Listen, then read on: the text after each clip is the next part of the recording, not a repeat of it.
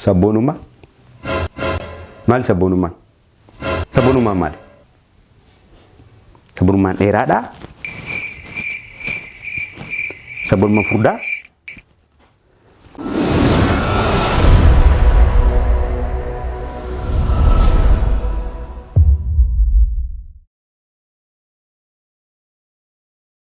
Ashama akkam jirtan kabajamtoota daawwattoota keenya hadda obbo Shii Deebis wajjiniin interview gabaabaa gochuudhaaf deemna amma sagantaan keenya dhumutti nu wajjiniin turaa isiniin jenna. Jalqaba irratti obbo Shii Deebis affeerraa keenya simattanii mana keessanii baatanii kana hunda kuttanii karaa kana hunda dheeraa kana kuttanii dhufu keessatti baay'ee isin galateeffanna. Oh no!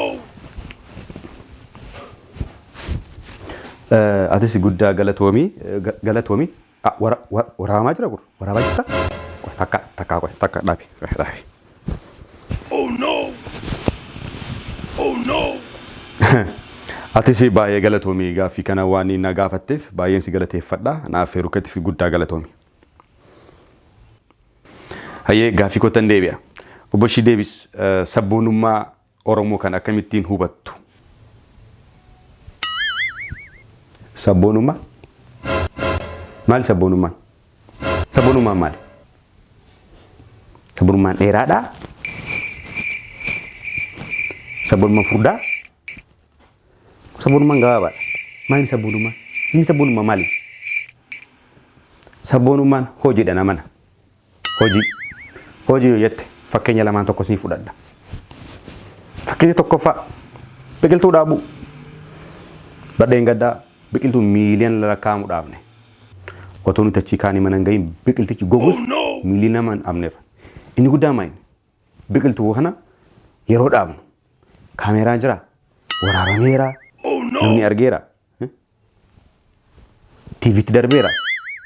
Kana akka sabboonummaan kana fakkeenya biraan si fudhadha. Karaa eebbisiisuu. Biyya keenya keessa karaan baay'een jiru. Karaa baay'ee hojjenneerra. Karaa namoonni baay'ee ragaadha. Yaa karaa nuti hojjennee deebinu eebbisiisnee otoo nuti mana gahin fofolloqus jechuudha. Inni hir'ina. Haa ta'u kana sabboonummaan. Karaan kun waraabameera.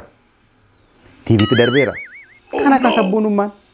Sabboonummaa isa kam nu gaafatu sin. Kana bar sabboonummaan.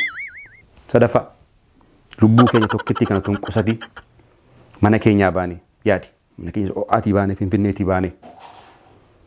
Biyya balaan tiraafikaa namoota baay'ee lubbuu namoota baay'ee baasu kanatti shufeerii keenya xamannee nu fuudhiitii nu gelchi jennee baadiyyaa deemnee boqqolloo keessa dhaabannee xaafii keessa dhaabannee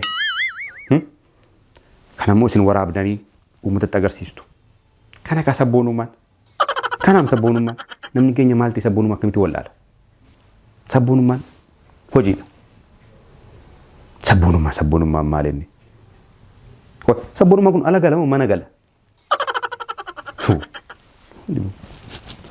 Sabboonummaa itti seechi deddeemtee karaa gubbaarra kutisa kana sanammaa jedhe kuti. Si arguun barbaadan. Dhaabbata kana keessa kana kana baannee nuti nama gaaffii akkasii nama gaafatu kana baannee iddoo geenyu hin qabnu. Eessa iyyuu geenyu? Ati ari'amteetta hin jirtas. Sagantaa kana xumurii isaan amma jedhe kuti keessa gurba kutiitti dabarsi kanuma. Interview obbo Shii Deebis wajjiniin goone akka kanumatti xumurree jirra. Amma sagantaa biraatii walitti deebinutti nagaan tura. Maafan gubata nambaasa nan kabbane sagubaasa kan konnu mugidiraani maalan goda jaranaani hundumtuu natti mala garasiif garanaani.